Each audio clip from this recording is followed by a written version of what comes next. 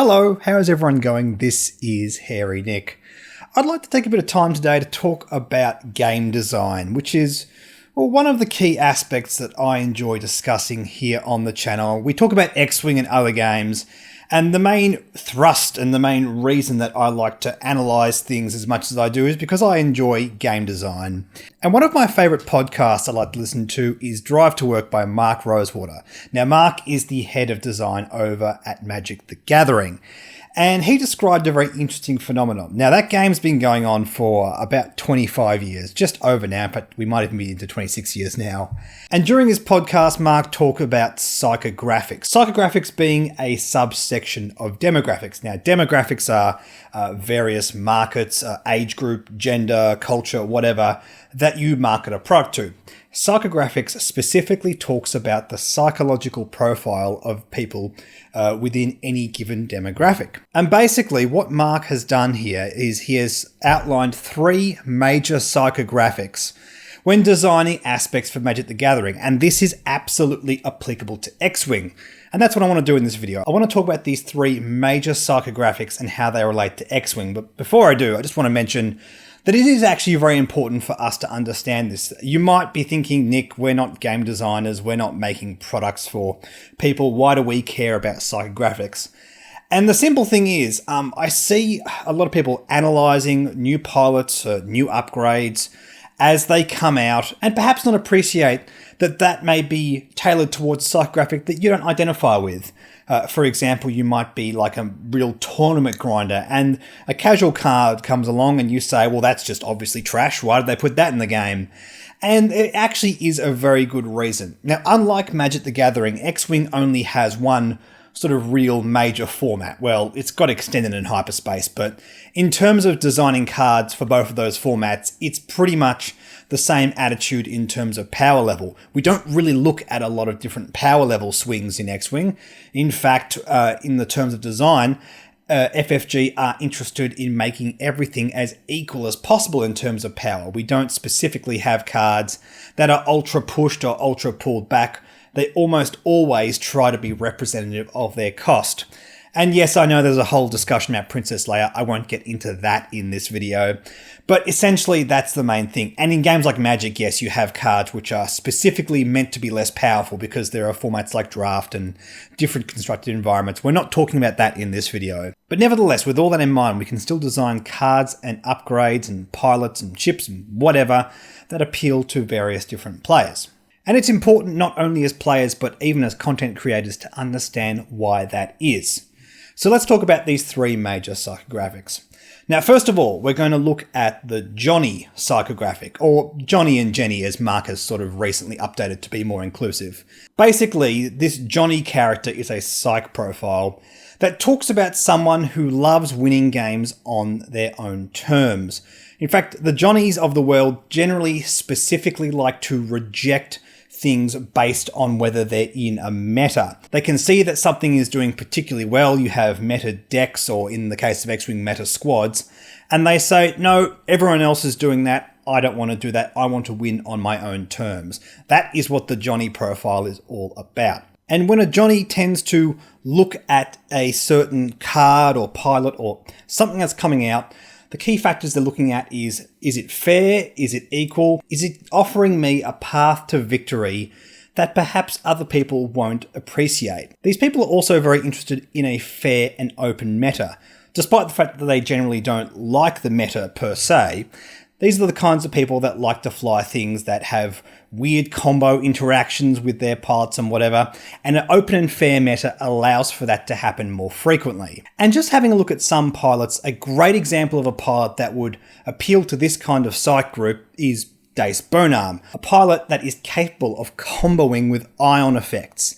Now, this is quite a lot of fun to pull off, and I have spoken about this card previously, and I think it really boils down to the fact that this kind of approach and mentality doesn't really appeal to me. I don't mind flying Medalists myself, for example, and I've never really been convinced by this, but this kind of alternate win condition is a key thing which really appeals to this kind of person. Another great example would be a Siege to Ketu, or even like Garvin Dreis on the Rebellion. Cards that are able to interact with the focus mechanic in a non-traditional way to gain more value and gain a bit more of a combo kill approach to their game style, which is very, very interesting. Now, I'm not saying outright that these kind of strategies are just always bad. Sometimes they actually do quite well. We had an example of an Asige to Ketu and Garvin-Dreas list make it into the top 4 of the Oz Nationals last year. Actually, before I go on, I should explain that these psych profiles don't necessarily adhere to certain players who are more or less experienced. That's a whole other discussion. The next psych profile we're going to talk about, and this is probably the one that I myself have mentioned the most, probably the one you hear referred to most when talking to players in general, and this is the Timmy or Tammy. Again, I'll just refer to it as the Timmy for short. And Mark Rosewater actually used the name Timmy because it reminds him of a very sort of young, excited boy that sort of gets into a game like Magic or X-Wing and gets really, really hyped up and amped up about really cool, powerful effects, but is not necessarily as critical when it comes to like working out balance and that kind of thing. Which is not such a bad thing in X-Wing because, as I said before, everything is relatively at an even keel power level, and as the points change, that continues to be something that we're reaching more and more and more. But Timmies love big, spiky, splashy effects. They love things that can just go through the roof in terms of power level. I've spoken before about certain cards and evaluating the roof versus the floor. A Timmy is the kind of person that sees a card with a massive roof, but potentially ignores the fact that it can have a very, very low floor.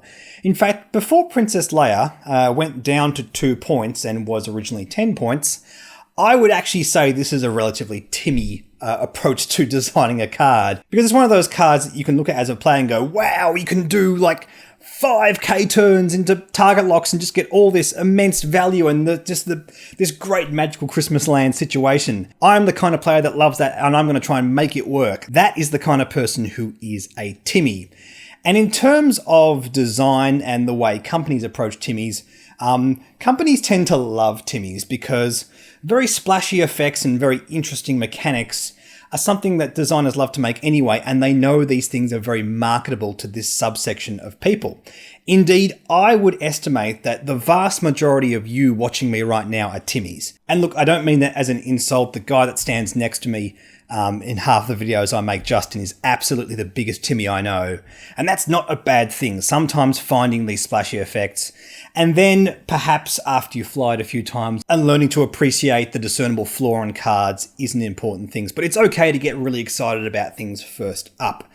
That is just the psych profile you fall into, and there's absolutely nothing wrong with that. It's all a learning experience no matter which of these you fall into. A great example of a Timmy card would be the Dash Rendar pilot for the Rebellion.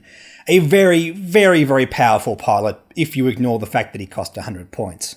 Now, yes, I'm not saying that he necessarily is overcosted, but it is a huge tax on your list when you have to invest this many points, but you look at this card and go, wow, such a high initiative, attacks with 4 red dice, ignores rocks, just charges through and does all these really cool things, and he's like the ultimate like video game badass on a card. Yeah, Dash is my kind of guy. If that's the kind of way you approach X-Wing, you might just be a Timmy. The last psych profile we're going to talk about is Spike, or otherwise known as a tournament Spike.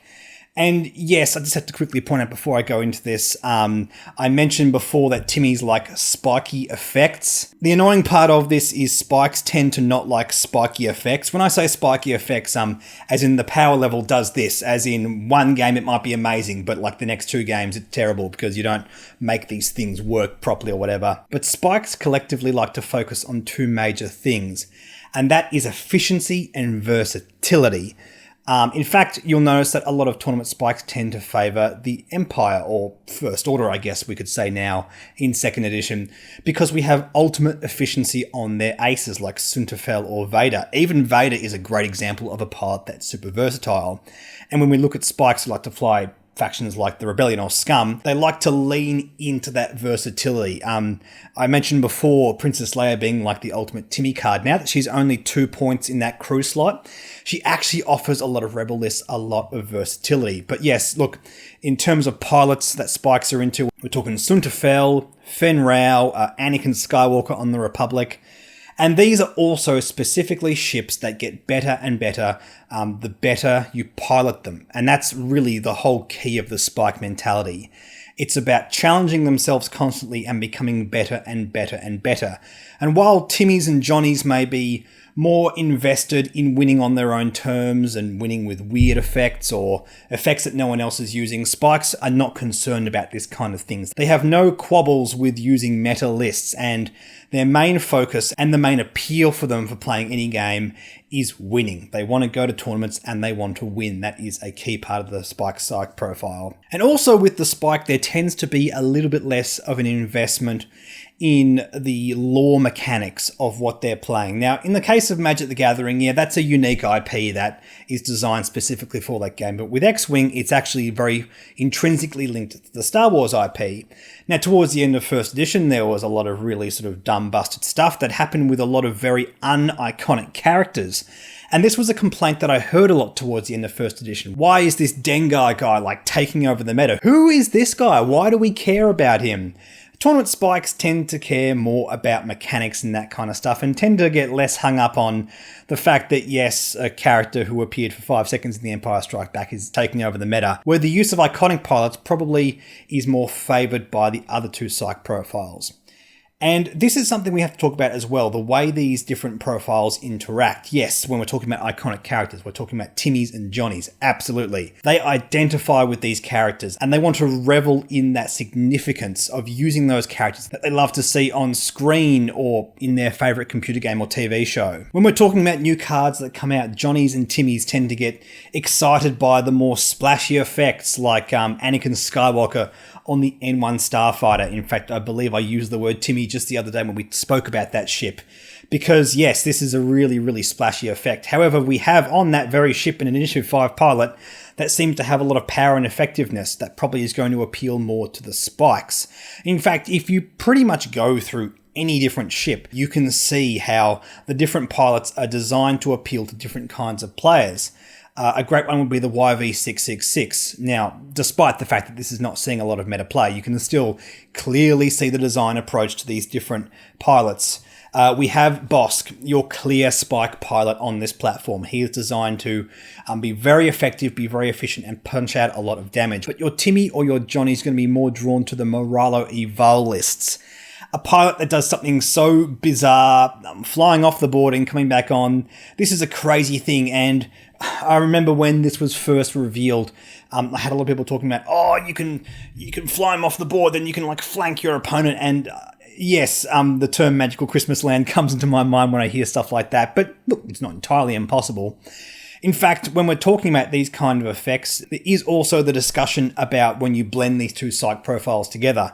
The Johnny Spike profile is something that I find very, very interesting. The kind of pilot that is very tournament grindy focused, but also loves to brew their own lists and specifically wants to make those work. We tend to see this every now and then in major tournaments. We just saw one of the major system open, the one with a Fat Han list, something that we're not seeing a lot in terms of meta play right now. But if this player was indeed the typical Johnny, I'm going to guess that he was pretty chuffed with himself for taking something that was such a hard counter to the meta 4 TIE Phantom list. That is something that would be very satisfying to that kind of player. When we're talking about someone who's both a Timmy and a Johnny, we're talking about someone who loves to look at articles and see these new cool splashy effects and think, oh right, this is going to be what I'm into, this is going to be what I'm going to push forward, and maybe they jump on their local Facebook groups or Discord or whatever and say, hey, what's going on? What do you guys like? What do you not like? And maybe they'll notice, for example, oh, everyone's focusing on Anakin Skywalker. Okay, I'll make a list around the Handmaidens or Padme or something like that, because that's just the kind of person they are. Or maybe they have a look at the Hyena Bomber and take a look at a pilot like DBS 404 and just say, right, this is the kind of just really spiky, explosive pilot that I can use to get an advantage over all the people that are expecting me to take all the initiative 1s and 3s. Maybe this is the kind of pilot that I can use to really stick it to all those tournament Spikes. And then you also have the Spike/Timmy, and this is probably one of the weirder profiles, but certainly does exist. This, again, is the kind of tournament Spike that just loves to win with splashy effects. But I kind of think of this as the kind of person that was probably like a pure Timmy to start off with, and they got really excited by explosive effects, but they just stuck to their guns and made sure like their really janky dash render list just got there in the end. And they just pushed and pushed and pushed, and they became known to be that one guy that flies dash render in the local meta and just kills it every single time. And all in all, it's important to realize, while yes, we probably do adhere more to one of these psych profiles than the other, you probably don't just adhere to one of them. In fact, there may be aspects of all three, but the reason we talk about these is because when you start to appreciate what these profiles are and you start to see the different card designs, you start to appreciate what kind of player you are, what kind of player your mates are, and you can appreciate why we all engage in this game in slightly different ways. This is actually really, really important, because I get the impression that a lot of people get really stuck in their thinking and don't sort of look outside their bubble. I was only just speaking the other day on the Discord about people not liking certain content creators because they act like typical tournament spikes and they go, oh, this card is trash and that card is trash, which I don't think is really a fair evaluation. There's no card in 2nd edition in X-Wing that I've had a look at and gone, this is absolutely terrible and will never see play. I did in 1st edition, but that's because we had really sort of busted things going on. That's a whole other conversation. But it's important to realise there's different reasons behind the designs of upgrades, pilots and ships. And while something might not appeal to you, don't forget that you're not the only person playing to X-Wing. And if you find something very unappealing, take the time to appreciate why it exists in the game. And at the very least, look at what you fly and work out how to beat it. Because at the end of the day, that's what we love to do when we analyse stuff here in this game. Anyway, guys, I hope you found this video informative. If you'd like to read more about Mark Rosewater's Psychographics, I've included a link to an article he wrote on the Wizards of the Coast website down in the description. Also, the episode of his podcast where he specifically talks about this at length. I just wanted to offer a bit of perspective for us X-Wing players in this video. In the meantime, don't forget to like and subscribe, like me on Facebook, follow me on Twitter and Reddit. Please consider supporting me on Patreon as well. And thank you so much to all of my existing patrons. You guys are really the ones keeping the lights on, and I really, really appreciate it. I'll catch you all in the next video.